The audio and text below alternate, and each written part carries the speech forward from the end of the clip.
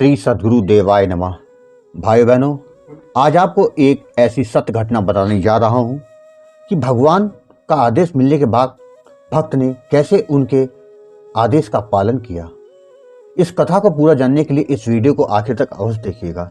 लेकिन उससे पहले जिन लोगों ने गोकुल भवन अयोध्या यूट्यूब चैनल को अभी तक सब्सक्राइब नहीं किया है, उनसे विनम्र निवेदन है कि चैनल को सब्सक्राइब कर दें और बेल आइकन अवश्य दबा दें, जिससे नए वीडियो के नोटिफिकेशन समय समय पर मिल जाए।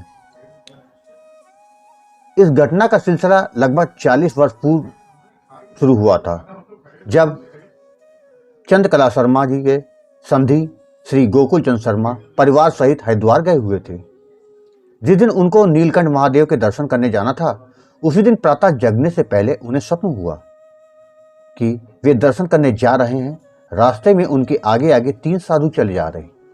थोड़ी दूर जाकर उनमें से 2 साधु क्रमशः दाएं एवं बाएं दिशा में मुड़कर अदृश्य हो जाता है, पर तीसरा साधु ठीक उनके सामने आके खड़ा हो जाता है और कहता है, तुम हमारे पीछे पीछे क्यों चले आ रहे हो? शर्मा जी ने कहा, वैसे ही महाराज, चरण धूलि मिल जाए इस इच्छा से। साधु ने कहा, अच्छा तो एक काम करो। तब उन्होंने कहा, आज्ञा करे प्रभु। तब एकाएक वे साधु चंद्रमौली त्रिशूलधारी डमरू धारण किए हुए भगवान शिव शंकर के रूप में परिणित हो गए और बोले, दीर्घ काल से मेरे मंदिर के ऊपर छत नहीं है, तुम उसकी छत डलवा दो। इसके पश्चात स्वप्न टूट गया, लेकिन वह स्वरूप उनकी आंखों में तथा वे सब उनके कानों में लगातार गूंजते रहे। तब अपने कारोबार की व्यवस्था के चलते भी वे मंदिर की ओर खोज में लगे रहे। 8 वर्ष तक वे इस उधेड़ बुन और छानबीन में लगे रहे, परंतु उन्हें ऐसा कोई मंदिर नहीं मिला कि जिसकी छत ना हो। उपास्य के आदेश को भी नकारा नहीं जा सकता था। परेशान होकर उन्होंने प्रार्थना की, हे प्रभु, आदेश दिया है तो मार्गदर्शन भी करो। तब एक विचित्र संयोग बना, जिसमें बीकानेर क्षेत्र यानी राजस्थान में रेलवे लाइन के पास गंगा शहर रोड पर वह मंदिर दर्शाया गया। तब बीकानेर में उसी स्थान पर जाकर उन्होंने देखा कि गोपेश्वर महादेव का मंदिर है। उस प्राचीन मंदिर के विशाल परिसर में अन्य कमरे, बरामदे आदि तो हैं, परंतु जिस स्थान पर शिवजी स्वयं शिवलिंग के रूप में विराजमान थे, उसकी छत नहीं है। केवल छोटी छोटी चारदीवारी ही थी। अनेक वर्षों से वहां खुले में ही विधिवत पूजा अर्चना होती चली आ रही थी।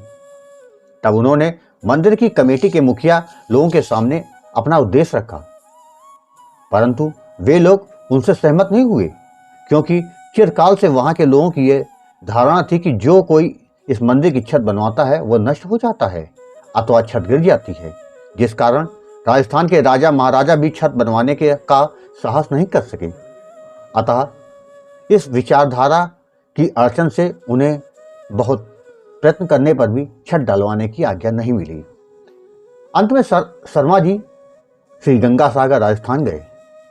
वहां अपने मित्र श्री राधे श्याम जी से बोले, उनसे मिले, जो उस समय तत्कालीन सरकार में विधायक थे।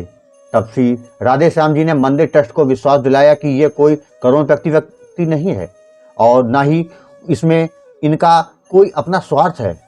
ऐसा होता तो ये इतनी दूर अनभिज्ञ स्थान की बजाय अपने प्रांत हरियाणा अथवा निवास चरखी दादरी में ही क्यों ना मंदिर बनवा लेते। इन्हें भगवान शिव का आदेश पालन करने की आज्ञा प्रदान करनी चाहिए। तब वहां उपस्थित स्थानीय सज्जन श्री पुरोहित जी ने भी उनका अनुमोदन किया, जिसके बाद शर्मा जी ने मंदिर की हानि लाभ का दायित्व अपने ऊपर लेते हुए छत बनवाने की अनुमति प्राप्त कर ली। इसके बाद मंदिर पर अति भव्य गगनचुंबी गुंबद बनकर शोभायमान हो जाता है। गुंबद निर्माण की संपन्नता के उपलक्ष्य में सन 1983 ईस्वी में के जुलाई मास में उद्घाटन समारोह का आयोजन होता है। जिस दिन उद्घाटन होता है उससे ठीक पहली रात्रि को बीकानेर में प्रचंड तूफान आ गया। तूफान की भयंकरता को देखते हुए रात्रि के अंधकार में लोग कांप रहे थे कि कहीं इसका कारण मंदिर की छत डलवाना तो नहीं। कुछ लोग शर्मा जी को कोस रहे थे, क्योंकि उन्होंने उन लोगों की मान्यता के विरुद्ध कार्य किया था। जो भी हो, छत ढह जाने की प्रबल आशंका थी। बवंडर थमा, दिन निकला। लोगों ने बाहर निकलकर देखा तो दुकानों की छतें उड़ रही थी, पेड़ ढह पड़े थे, परंतु महादेव का मंदिर मनोहर गुंबद सुनहरे कलश का मुकुट पहने मानो कह रहा था, मैं गिरा नहीं हूं। वे प्रलयंकारी शिव तो रात को मुझ पर अपनी स्वीकृति की मोहर लगाने आए थे। इस समारोह में शर्मा जी के निकट संबंधियों में चंद्रकला शर्मा जी भी वहां मौजूद थे। उन्होंने सब अपनी आंखों से देखा। सबसे विचित्र दृश्य तो यह था कि उससे पहले दिन गुंबद पर अंतिम चित्रकारी करके जो कारीगर देर शाम को नीचे उतरा, वे खाली बाल्टी और रंग की कूची ऊपर ही छोड़ आया था। वह भी गिरी नहीं, ज्यों की त्यों पड़ी रही। ईश्वर की सत्ता का पार किसने पाया है? वह कब, किससे और क्या करवाता है, ये तो ईश्वर ही जानता है। भाई बहनों, आपको ये कथा कैसी लगी कमेंट बॉक्स में जो बताइएगा, और अगर हाँ अच्छी लगी हो तो शेयर करना ना भूलिएगा। धन्यवाद।